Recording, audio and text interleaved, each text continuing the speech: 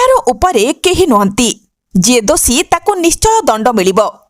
राज्य में उपजुथिबा प्रशासनिक अचलावस्था को नहीं केंद्र मंत्री धर्मेंद्र प्रधान कहिसंती दोषी से जे केही भी होंतु ना कहीं आईन उपरे केही नुहंती। ठीक समय रे कार्यानुष्ठान नियाजिब गरीब कल्याण और विकास समावेश पई अनुकूल गस्तरे थिबा बेले ओएएस को आक्रमण नहीं निजर प्रतिक्रिया दैछंती। राज्य में डबल इंजिन सरकार गठन होईछि एही सरकार लोकंक सरकार।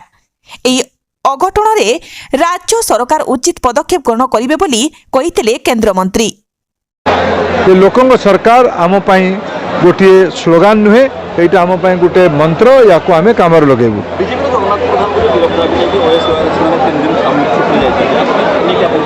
आईन उपरे केही नुहे, को दलर कार्यकर्ता नुहंती को व्यक्ति नुहंती। राज्य सरकार ता विषय उपयुक्त पदक्षेप नेबे मोर एटा पूरा विश्वास अछि। आम दलर कर्मकर्ता हंतु केही भी हंतु आईन को कहीं हाथ को नेबा उचित नहीं।